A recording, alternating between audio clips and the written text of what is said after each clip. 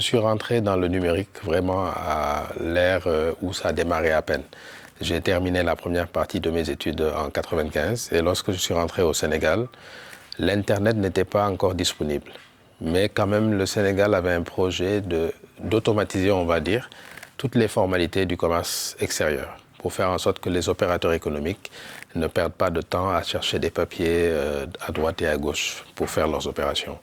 Et c'est dans ce cadre que le Sénégal a lancé un projet qui s'appelle TradePoint Sénégal et que la dame qui avait en charge la promotion de ce projet m'a proposé un stage pour justement participer à l'équipe de mise en place. Un stage parce qu'elle n'avait pas les moyens, mais également en tant que jeune, elle pensait que ces questions qui touchaient un peu à l'Internet dont on entendait parler pouvaient être intéressantes pour moi. Et donc j'ai accepté son offre et nous avons travaillé en tant que stagiaire moi-même pendant pratiquement 2 ans. C'est important de le dire parce que 2 ans de stage sans rémunération, c'était un investissement sur une conviction. La conviction, c'était qu'en effet, l'Internet pouvait changer les choses. Et donc, lorsque nous avons mis en place ce projet, l'Internet a démarré au Sénégal en 96, si je ne me trompe pas, et il fallait se dire, est-ce qu'on va construire une solution sur l'Internet ou est-ce qu'on va chercher une solution qui existe? Et là, toujours sur le leadership de cette dame, nous avons d'abord regardé ce qui se faisait le mieux dans le monde dans ce contexte. Donc, nous avons été à Singapour. Et lorsque nous avons visité Singapour, qui depuis 1988 avait mis en place une plateforme, mais EDI, c'est des vieilles technologies des années 70, nous nous sommes dit non.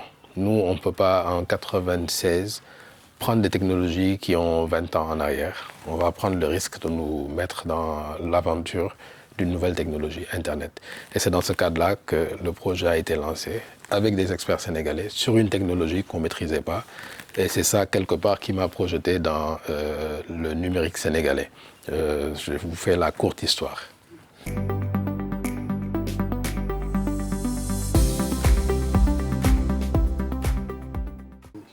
Alors, puisque j'étais au TradePoint et que je m'occupais justement du projet de guichet unique, arrivé au début des années 2000, TradePoint n'est pas parvenu.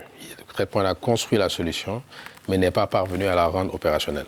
Et c'est à ce moment-là que la douane, en 2002, a décidé de prendre en charge ce projet du ministère du Commerce et de le mettre en place. Et c'est là où j'ai été donc appelé par la douane pour porter le projet de guichet unique. C'est à ce moment-là que Gaindé 2000 a été créé et que j'étais l'employé numéro 01, comme on va dire.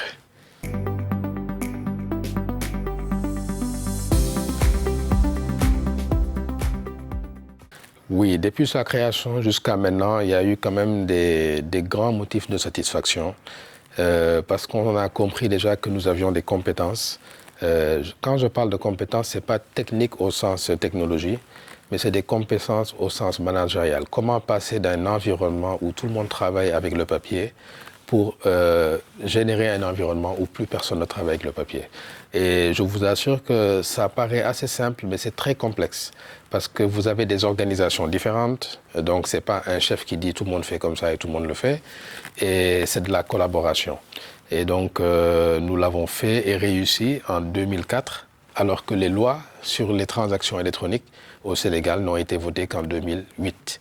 Donc 4 ans avant les lois, on a pu mettre en place un environnement digital pour permettre la facilitation du commerce.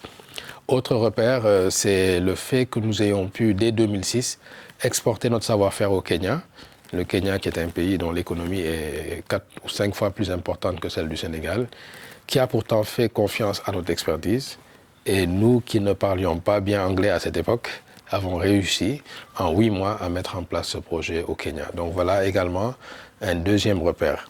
Le troisième, c'est qu'à l'échelle des Nations Unies, tous les ans, ils organisent un concours pour voir les meilleures initiatives à l'échelle mondiale qui portent sur l'amélioration du service public. Donc c'est le award qu'on appelle le UNSPA, donc United Nations Public Service Award.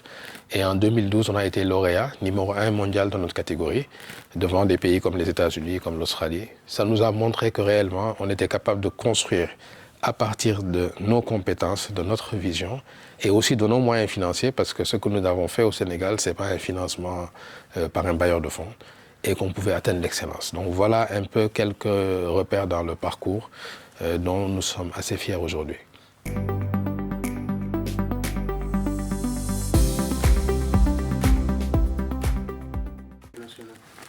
Je pense que ça a commencé d'abord sous forme anecdotique. Il y a une réunion qui se tenait à l'époque entre la Banque mondiale et les Nations unies tous les 6 mois pour mettre en avant les initiatives de facilitation du commerce. Donc je me souviens qu'à la première invitation, ils avaient dit qu'ils veulent la liste des pays qui ont déjà des guichets uniques. Et donc moi j'ai postulé, j'ai dit ok, je vais venir et je vais vous présenter le guichet unique. Et le coordonnateur de la réunion, qui était un Anglais très sympathique, d'ailleurs qui est devenu un grand ami, m'a dit oui, monsieur Diagne, on vous laissera du temps pour parler, mais pour l'instant on a invité ceux qui ont des guichets uniques. Je dis oui, nous avons bien un guichet unique qui est digitalisé. Et c'était la première fois qu'on pouvait présenter ce qu'on a fait à l'échelle internationale et que vraiment le monde il n'en revenait pas qu'un pays africain, par ses propres moyens, sa propre vision, soit parvenu à faire quelque chose qu'à l'époque, très peu de pays avaient réalisé. C'est 2-3 pays qui l'avaient fait à travers le monde. Et c'est comme ça que la réputation du Sénégal s'est faite et que notre approche a été plébiscitée, puisque jusqu'aux pays d'Asie centrale, les pays comme la Mongolie, Kyrgyzstan, Tadjikistan, tous ces pays-là, on nous a invités à venir présenter notre solution pour aider ces pays à mettre en place leur système, et en Afrique bien entendu. Donc on peut dire que la légende est née à ce moment-là. Et qu'est-ce qui la soutient? C'est d'abord le sens d'affirmer que nous sommes bons, que nous sommes capables d'être les meilleurs, un peu comme l'équipe de football du Sénégal avait fait pendant le mondial, et de ne pas toujours rester derrière à demander que les gens vous disent voilà comment il faut faire et tout. Donc c'est ce mythe qu'on a brisé quelque part. Et aujourd'hui, je pense qu'à l'échelle mondiale, lorsqu'on parle de guichet unique, c'est impossible de ne pas parler de Gaïndé 2000, qui fait partie non seulement des pionniers, mais des pays aujourd'hui qui ont contribué intellectuellement à la standardisation de ce métier.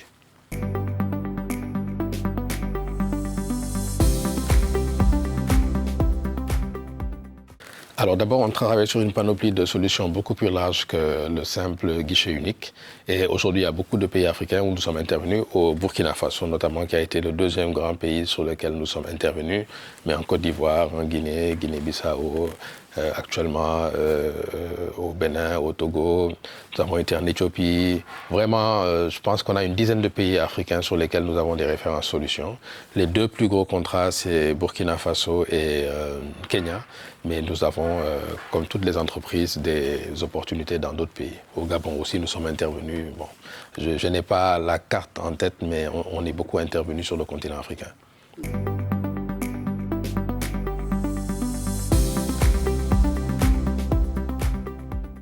À Gaïndé 2000, la cybersécurité est un enjeu de premier plan, parce qu'aujourd'hui, les causes de vulnérabilité ont évolué. C'est plus seulement j'ai un système, je le protège, c'est qu'il y a une multiplication des possibilités d'attaque. Et donc, nous avons donné plus d'importance à la sécurité d'abord à l'intérieur de l'entreprise. Et aujourd'hui, nous sommes en train de construire un pôle carrément sécurité pour qu'il serve au-delà de l'entreprise. La cybersécurité, selon la vision que j'en ai, c'est d'abord un premier niveau de défense. C'est-à-dire c'est à l'État du Sénégal de protéger tous les acteurs nationaux, économiques comme publics. Et pour ça, il faut vraiment des stratégies, des dispositifs réglementaires assez solides. Pour cela, je pense qu'il est temps de penser à la 4e armée. Certains pays parlent de la 4e armée, qui est l'armée digitale, et vraiment de se dire qu'on a besoin d'être protégé par notre État d'abord.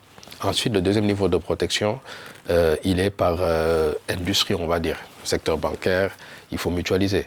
Il ne faut pas que chacun se dise je vais mettre ma propre clôture. Il faut avoir des clôtures qui vont rendre étanche tout un ensemble parce que soumis au même type de risque. Et le troisième niveau, c'est l'organisation.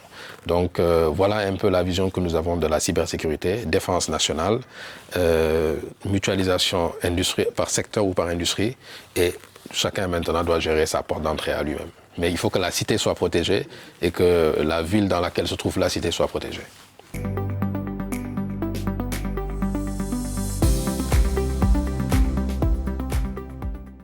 Alors c'est une bonne question. C'est né d'un partenariat public-privé et c'est pour ça que c'est une initiative qui a aujourd'hui plus de 20 ans. Parce qu'en fait, dans un partenariat public-privé, il y a conjonction des intérêts. l'État a autorité sur les différents domaines sur lesquels les attributions sont réparties et le secteur privé a une capacité de délivrer des services à valeur ajoutée.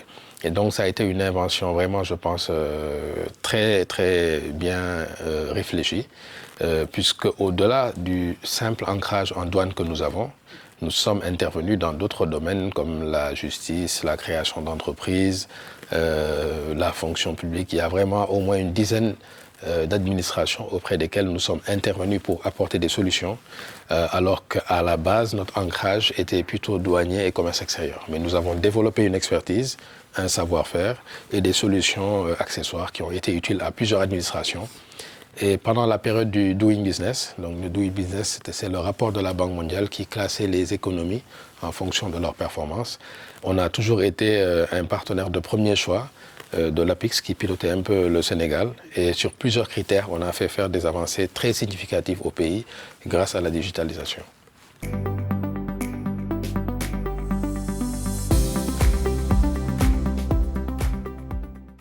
Alors, c'est vrai que le nouveau régime est très, très en pointe sur ces questions du numérique. Donc, c'est d'ailleurs l'une des premières fois où le département en charge du numérique est considéré dans la hiérarchie gouvernementale, non pas la dernière place. Ça a toujours été un ministère de dernière place et souvent un ministère qui a changé de portefeuille tous les ans. Donc, il n'y avait pas de construction solide.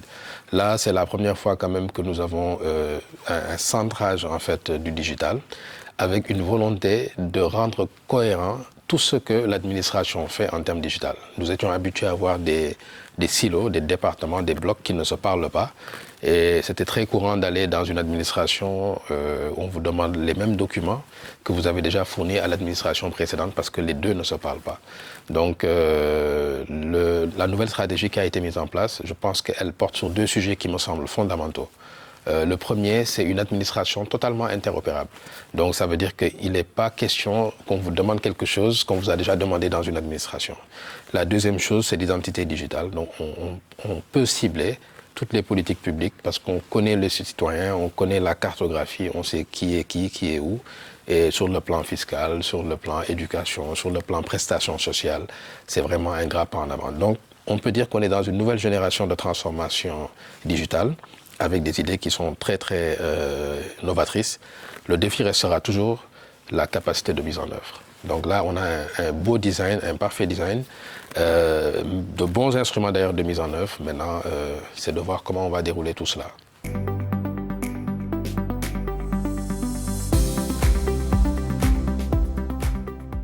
Bon, Sénégal numérique souverain, c'est une déclaration. Et c'est important de dire qu'on veut rester souverain.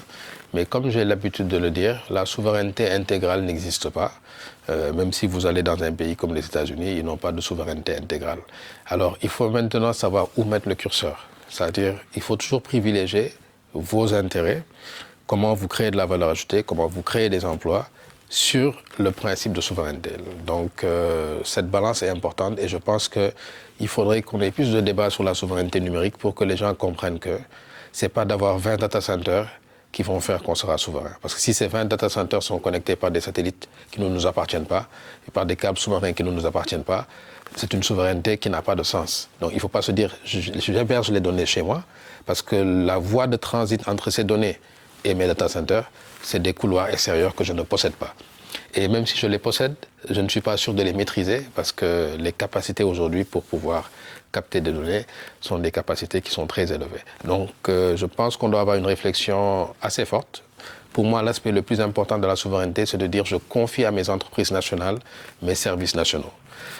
Ensuite, le reste, c'est une histoire de coûts et d'économie. Si avoir mon propre data center, ça me coûte 10 fois plus cher que d'être dans un data center qui est mutualisé, pourquoi je vais vouloir être dans mon propre data center et vendre mon service 10 fois plus cher? Donc voilà un peu des questions qu'il faut qu'on se pose et qu'on ne soit pas juste sur une question de souveraineté de principe, mais qu'on soit sur une question de souveraineté d'intérêt.